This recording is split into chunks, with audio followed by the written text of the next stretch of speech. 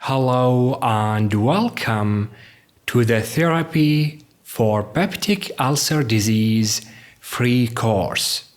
So this is the introductory video of this course, and here you will learn about the peptic ulcer disease.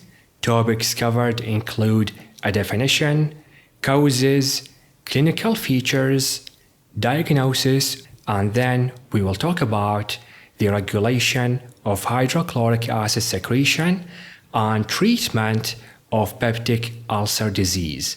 Now the bulk of this video is in the last topic because this will set you up for the next videos of this course.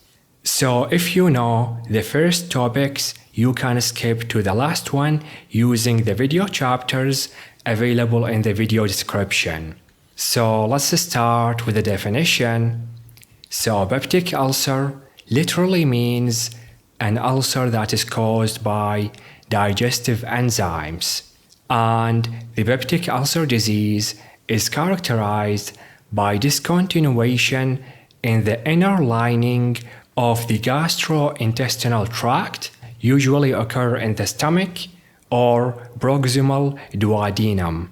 Now it may involve the lower esophagus or the distal duodenum or the jejunum. Now let's talk about the causes. So the peptic ulcer occur due to imbalance between the local invasive factor, which is the amount of hydrochloric acid produced by the stomach, and the protective mechanisms, which are the mucus production and the bicarbonate secretion by the gastric mucosa. Now the protective mechanisms work to protect against the hydrochloric acid, so the mucus production would form a lining that prevent the hydrochloric acid from reaching the stomach, and the bicarbonate secretion work to neutralize the hydrochloric acid reaching the stomach mucosa. So the peptic ulcer occur when there is too much hydrochloric acid secretion or when there is too little mucus production or when there is too little bicarbonate secretion, leading to the invasion of the gastric mucosa and ulcer formation. Now the most common causes of peptic ulcer disease include the Helicobacter pylori bacteria infection and the non-steroidal anti-inflammatory drugs. Now let's explain each of these causes. So the H. pylori associated peptic ulcer disease is the most common form of peptic ulcer disease, and the H. pylori is a gram-negative bacilli that is found within the gastric epithelial cells, and this bacteria is responsible for 90% of duodenal ulcers and for 70 to 90% of gastric ulcers, and it is commonly acquired during childhood. Now the H. pylori has multiple different virulence factors allowing it to adhere and inflame the gastric mucosa and impairs the bicarbonate secretion. So the H. pylori destroys the defensive mechanisms by inflaming the gastric mucosa and impairing the bicarbonate secretion. Now the virulence factors helping the H. pylori include the urease. So the H. pylori secretes urease to break down urea into ammonia, which protects the organism by neutralizing the gastric acid. And the H. pylori also secretes toxins that lead to mucosal inflammation and tissue damage. And the H. pylori also has flagella that provide motility and allow movement towards the gastric epithelium through the mucus layer. Now regarding the non-steroid anti-inflammatory drugs associated peptic ulcer disease. So this is the second most common cause of peptic ulcer disease. And to understand this, it is important to understand that the prostaglandin secretion work to decrease the amount of hydrochloric acid produced by the parietal cells. And it also works to thicken the mucus layer protecting the mucosa. Now the NSAIDs work to block the prostaglandin synthesis by inhibiting the cyclooxygenase enzyme 1, leading to high hydrochloric acid secretion and less mucus production, and it also leads to decrease the gastric mucosal blood flow, resulting in peptic ulcer disease. Now we also have other medications that cause peptic ulcer disease other than the NSAIDs. So we also have the corticosteroids, the bisphosphonates, the potassium chloride, and the fluorouracil. Now we also have other causes of peptic ulcer disease. Those include smoking and alcohol. So smoking may lead to duodenal ulcers, while alcohol can irritate the gastric mucosa and increase acid secretion. And other causes of peptic ulcer disease include the Zollinger-Ellison syndrome. Now this syndrome is a tumor of the gastrin secreting cells. It's a gastrinoma, and the gastrin would work to increase the histamine, and both of those work on the parietal cell to increase the acid secretion, leading to high levels of hydrochloric acid and peptic ulcer disease. Now malignancy like the gastric malignancy, lung cancer, or lymphomas also may lead to peptic ulcer disease. Now also stress like psychological stress or physical stress like in acute illness, in burns, in head injury, it also increases the acid secretion, leading to ulcers, and also the vascular insufficiency, because in vascular insufficiency there is less mucus production and ulcer formation, and in radiation therapy because there is direct injury to the stomach mucosa, and in Crohn's disease because it is characterized by formation of ulcers in different parts of the GIT tract, and also the chemotherapy may lead to ulcers. Now let's talk about the clinical features. So peptic ulcer disease is characterized by the epigastric pain that usually occurs within 15 to 30 minutes following a meal in patients with gastric ulcers, while in patients with duodenal ulcers, the pain tends to occur 2 to 3 hours after a meal. Now the patient with peptic ulcer disease also may experience bloating, abdominal fullness, nausea and vomiting, weight loss or weight gain, hematemesis, which is vomiting blood, and melena, which is blood in the stool. Now it is very important to understand and remember the warning or the alarm symptoms, because those require urgent referral and esophageal-gastro-duodenoscopy testing. And the warning symptoms include unintentional weight loss, progressive dysphagia, overt gastrointestinal bleeding, iron deficiency anemia, recurrent emesis, and family history of upper gastrointestinal malignancy. Now all of those symptoms occur in case of gastrointestinal tumor. So that is why they are called warning symptoms. Now let's talk about the diagnosis of peptic ulcer disease. So first, the history and physical examination. So the patient would be present with the previously mentioned symptoms, and we also have the esophagogastroduodenoscopy, and this is the gold standard and the most accurate test to diagnose gastric and duodenal ulcers. The American Society of Gastrointestinal Endoscopy recommends EGD evaluation for patients over 50 years of age, and they have new onset of dyspeptic symptoms. And the American Society of GI Endoscopy also recommends EGD evaluation for all patients present with alarm symptoms. Other modality for diagnosis is contrast swallow, and this is indicated when the esophagogastroduodenoscopy is contraindicated. And we also have the complete blood count to exclude infections. We have the liver function test to check for liver disease, and we have the amylase and lipase to check for pancreatic disease, and we have the serum gastrin level to check if the patient have the Zollinger-Ellison syndrome. And in the diagnosis, we also have the H. pylori testing.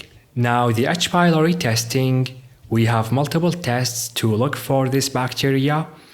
So we have serologic testing, we have the urea breath test, which has high sensitivity and specificity for detection of this infection.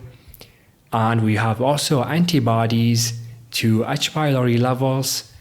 And we have the stool antigen test and the urine ELISA and the rapid urine test to look for the H. pylori. And we also have the endoscopic biopsy. So all of these are options to look for the H. pylori infection. Now let's talk about the treatment.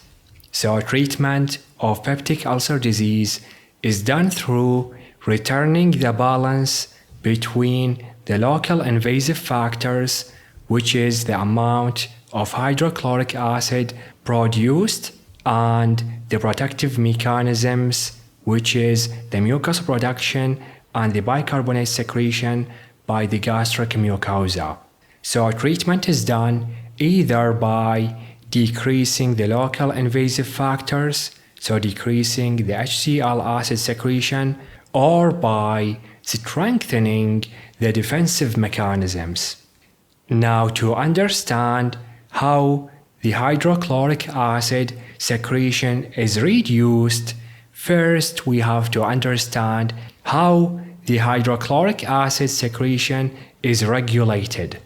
Now, the stomach contains the gastric glands that you can see in this picture here. So the gastric glands contain multiple types of cells, including the parietal cells that are here in this picture. Now, the parietal cells secretes the hydrochloric acid. We also have the chief cells that secrete the pepsin, and those are the chief cells in this picture. And in the gastric glands, we also have the G cells that secretes the gastrin. And here you can see the G cells.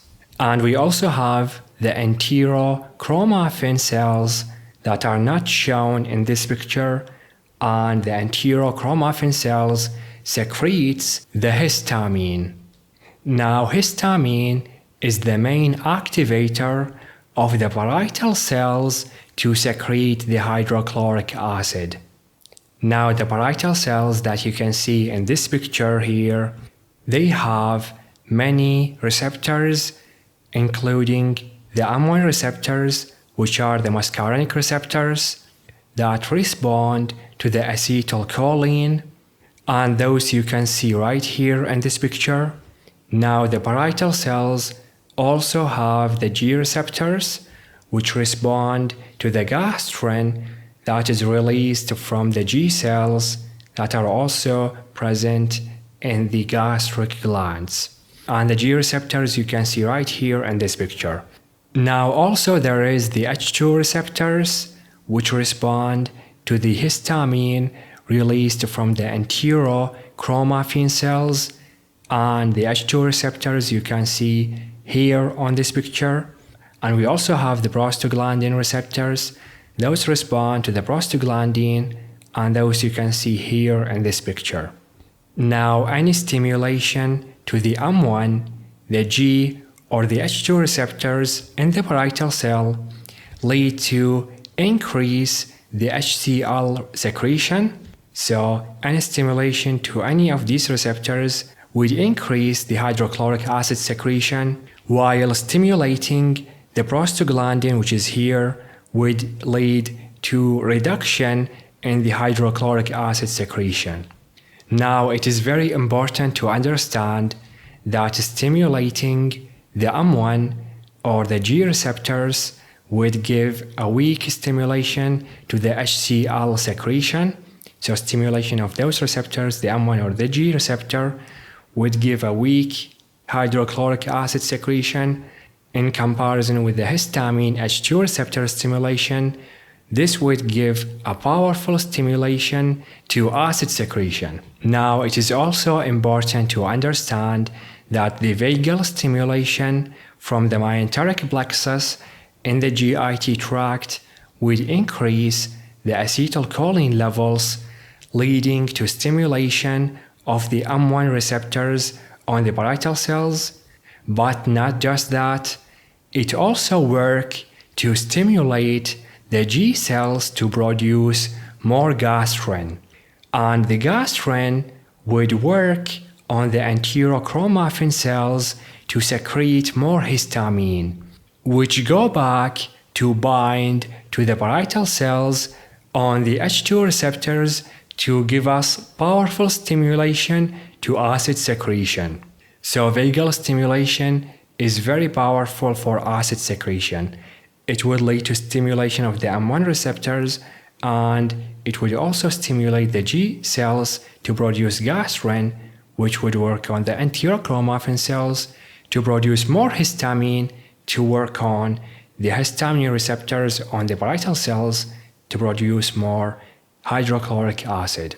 Now, stimulating the H2 receptors on the parietal cells would increase the cyclic AMP levels. So stimulating these receptors would give us more cyclic AMP, which would work on many protein kinases, which lead to the breakdown of the H2CO3 that you can see in this picture.